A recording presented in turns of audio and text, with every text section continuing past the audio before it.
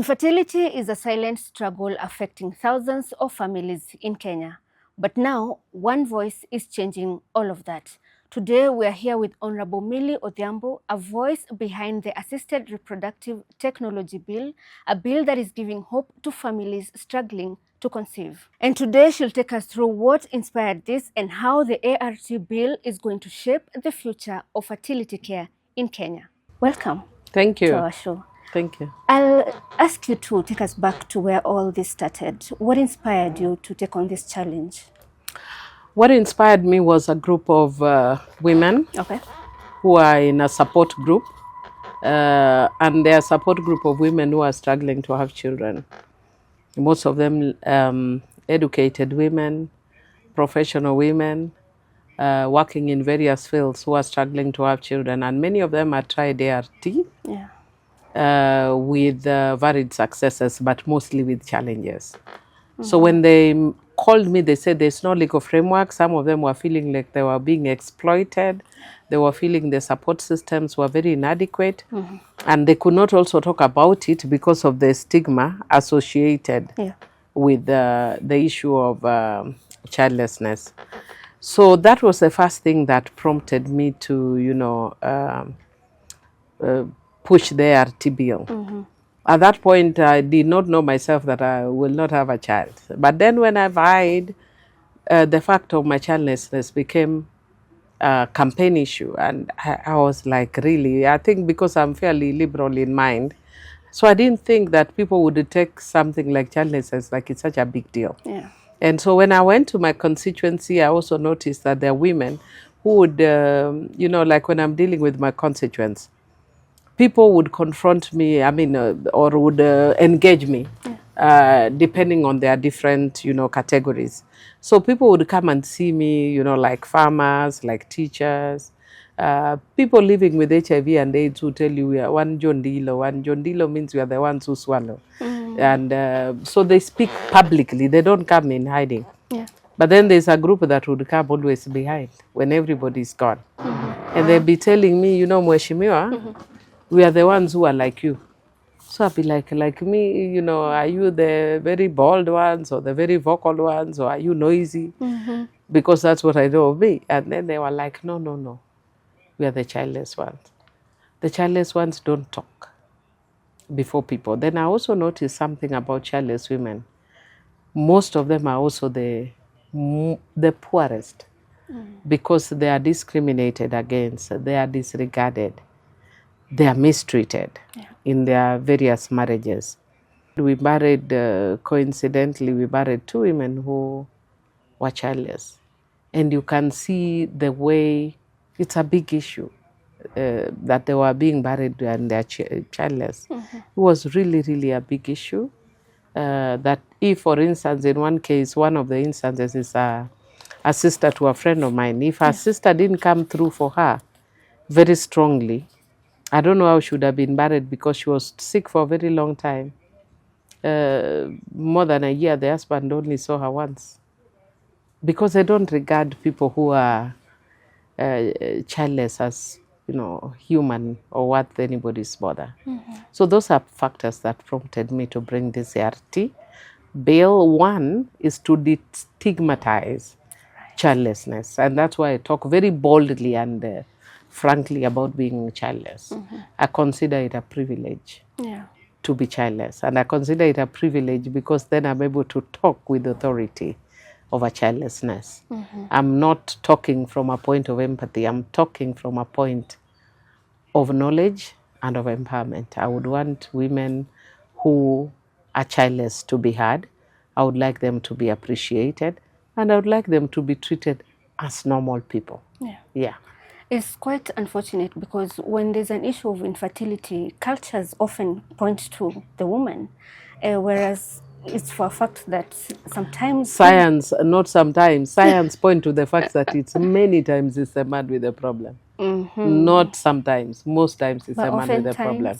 But the society always blames the woman. But then also one of the things I've learned through this journey, I've learned a lot.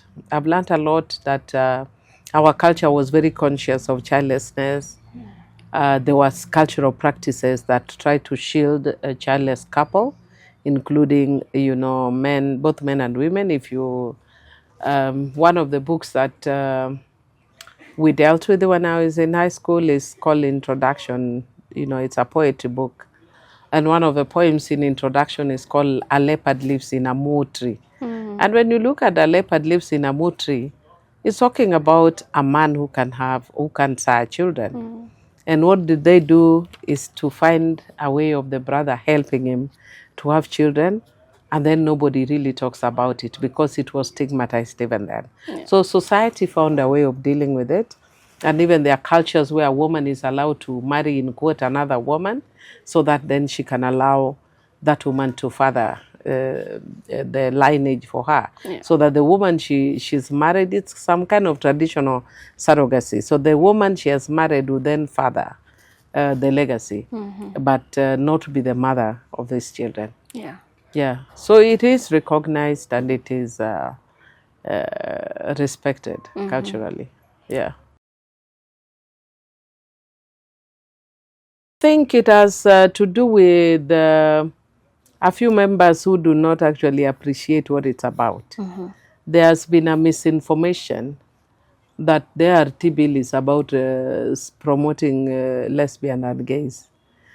And whereas personally I have nothing against lesbian and gays, that's not my primary concern right now. My primary concern, when I go to my constituency, I deal with issues that are of concern to my constituents. The issues that are of concern to my constituents is issues of childlessness. The issue of LGBTQ is not their priority right now. So I cannot. The days when it becomes the issue of their priority, I'll pick it up. But right now, it's not their issue. So there's been misinformation about what this bill is about.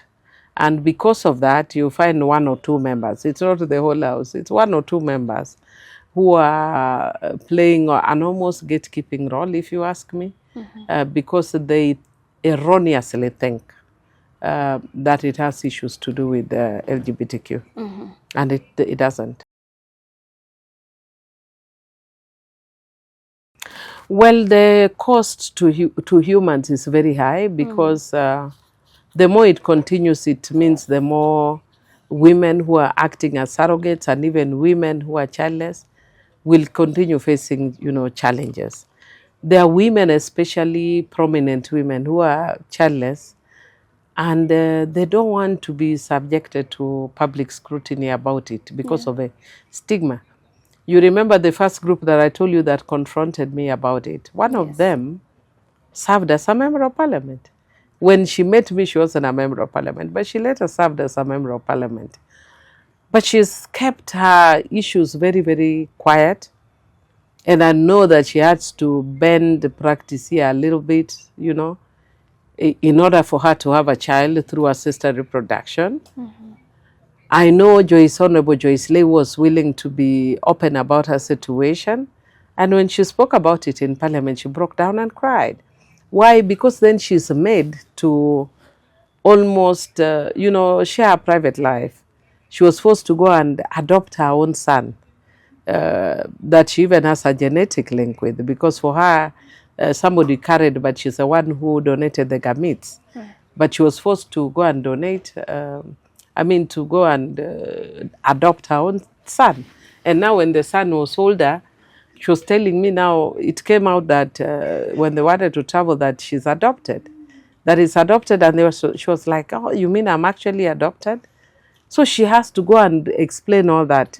So what we are trying to do with that bill is also just to shorten that exposure of, stigmatizing children. We are looking out for the best interest of a child born out of assisted reproduction. I know another member of parliament who is in this current parliament who doesn't have her own children. But everybody, she presents the other kids as her kids because, again, of stigma. I know a male member of parliament, a fairly young male member of parliament, in this parliament, who also doesn't have children. And he says, you know, Millie, now it's even worse for us as men. The only male member of parliament who has spoken, about it was Shakil Shabir, who has also had a child through 3 children through assisted reproduction. Yeah. This bill is about that woman I saw in a place called Obambo in my constituency. Yeah. And she was walking barefoot. She was wearing a pink tattered dress, walking barefoot in a thorny area. And when I called women who don't have children, she couldn't come forward. Then people were whispering and they're saying that one. Yeah. This is what I'm talking about. This is who I'm dealing with. Yeah. Yeah. Your religion also has had a role or an effect on this bill. What are their key issues and how can we address them also? It's not that the religion also has. It's a religion that has. Because I don't see any other member in this house does not have a problem with this bill. The concerns around this bill are of a religious nature. Number one, because I think in one church or one arm of the Christian faith do not believe in surrogacy. So because they don't believe in it, they say because there was an edict that says that they don't believe in surrogacy in the Catholic Church. But it's not a universal belief even of the Christian faith. There are many other Christian faiths that have no problem with surrogacy. But the Catholic faith, which I respect, but we must agree to, respectfully disagree, that we are not all Catholics, so we cannot all be made to abide by Catholic standards. Yeah, for instance, I can tell you amongst the Catholic Church, it's not a big deal to drink. But in my church, SDA, it is a big deal to drink. I will not bring a bill here saying nobody shall drink alcohol. So beyond the ones that are stated clearly in the Bible, I think the other dogma we leave other church members to deal as they arise. If we pass this bill, it doesn't mean we are going to compel different faithfuls to go for assisted reproduction. You only go according to your faith and according to your own personal conviction. Yeah. Okay. So that's one of the issues that they have with that. They don't believe in surrogacy. The other issue, of course, as I indicated before, is the issue of LGBTQI. Some of them think that it is space for people who want to get children. But through our provisions is very clear because we also follow the Constitution, and the Constitution of Kenya does not support an LGBTQ framework.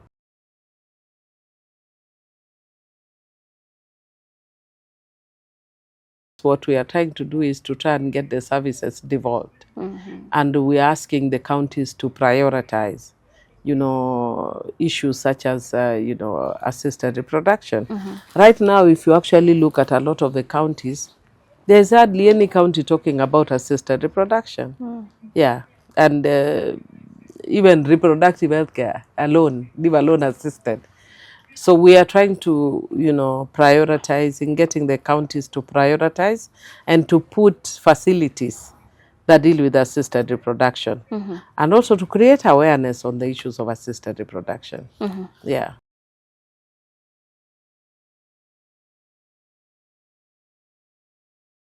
Well, what we are trying to do is one of the things or one of the provisions we made is that each county should have such a facility. Yeah. So if each county would have such a facility, then it means that it should be available for all counties, because health is devolved. So the national government can only put standards.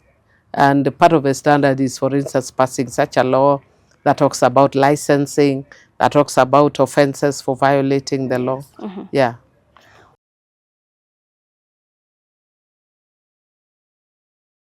Is to also get through the bill, we are saying that there should be awareness creation. I remember actually yesterday that was a very, very hot issue that we are discussing, because there's one of the members that we are harmonizing with who was saying, no, we cannot go around telling people about assisted reproduction. And I was like, no, we have to tell people because it's an issue that is affecting very, very many women. I know women who have been divorced because they can have children. So there's a lot of misinformation, just as I'd indicated earlier, and you indicated, that a lot of people don't realize that sometimes it's a man with a problem.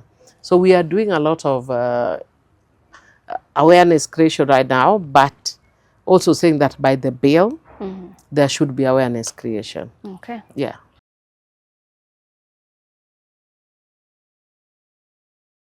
What I'm telling the Kenyans who are struggling to have children is that we'll try our best to make it easier for you to have children through assisted reproduction.